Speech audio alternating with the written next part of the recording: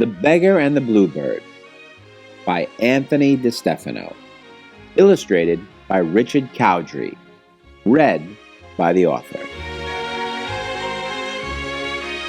Once upon a time, there was a bluebird who lived in a city. Like most birds, he flew south every winter to avoid the freezing weather.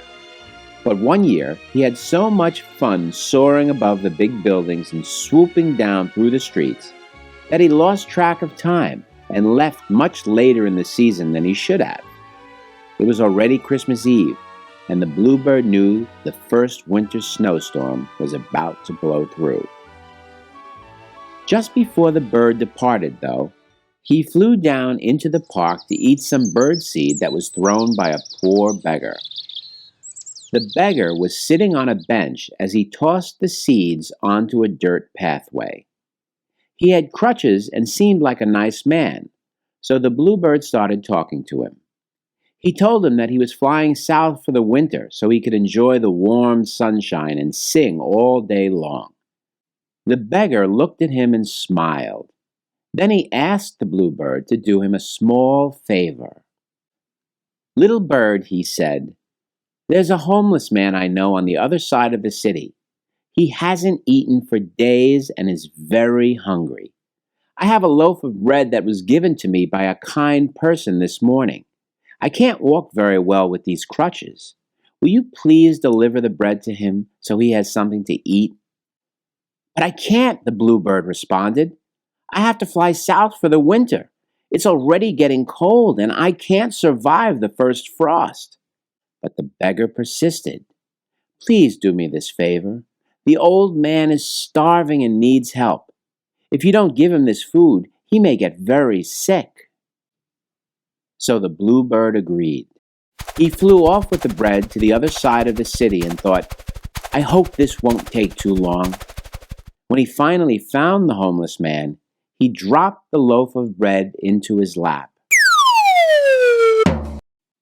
"It's a miracle," the man cried out as he began to hungrily eat the bread that had fallen from the sky. When the bluebird returned to the beggar, he told him how happy the old man was. He was about to set off for the south when the beggar asked him another question. "Little bird," he said, "there's a young widow I know who lives in a small, shabby house nearby. She has 2 children and she's very poor. I have a few dollars that were just given to me. Can you bring them to this woman? She needs the money more than I do." "Oh, but I can't," the bluebird replied. "It's getting very cold now, and the sky is looking frosty. I simply must leave for the south." But once again, the beggar told the bluebird how much the young woman needed help, and once again, the bluebird agreed. So off he flew to the house where the widow lived and tapped on her door with his wings. When the woman opened the door, the bird dropped the money into her hands and flew away. The poor lady couldn't believe it. "This must be a gift from heaven," she cried. "Now I can buy a Christmas present for my children." The bluebird flew back to the beggar and told him he had given the widow the money. "But now I really have to go," he said. "I simply must fly south." He could feel the frost beginning to form in his wings and could see a storm was moving into the city. Once again, though, the beggar pleaded with him to do one final favor. "I know a sick boy in a hospital a few blocks away," he told the bird, "and he has just about given up hope. He thinks everyone has abandoned him." The beggar pulled a small gold cross from his pocket. "This was given to me long ago," he said. "If you bring it to the boy, it might make him understand that he's not alone, that God loves him." But this time the bluebird insisted that he could not make the delivery. "Don't you see? It's already starting to snow," he cried. "And if I don't leave this second, I'm going to get caught in the storm and freeze." "But this won't take long," the beggar assured him, "and it will bring so much comfort to the little boy. Please help him." The bluebird was frightened, but he was sorry for the child. No one should feel alone. especially at Christmas, he thought, and maybe I could fly extra fast.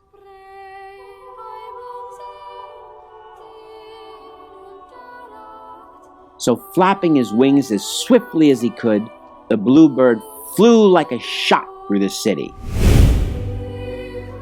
When he arrived at the hospital, he could see the boy sitting on his bed, alone and sad.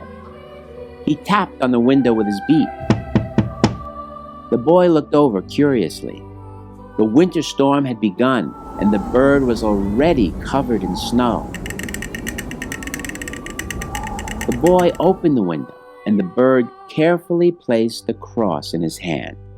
The boy didn't understand, but he realized that the bird was giving him something very special.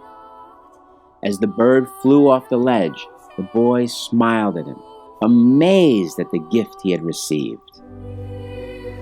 By now, the Bluebird was very tired. He struggled to fly back to the beggar through the driving snow, which had now become a blizzard. But he was so weak he could barely keep his eyes open. When he finally landed on the ground next to the beggar, he closed his wings tightly around his little body in an attempt to keep out the icy wind. But it didn't do any good. He was freezing and exhausted. He knew now that he would never see the South. The beggar looked at him with love. "Are you sorry that you stayed to help those poor people?" he asked. The Bluebird thought for a second. "No," he answered, shivering. "I'm glad I was able to make them happy at Christmas. But now I just have to go to sleep." Then the bird closed his eyes and lay flat and still on the cold ground.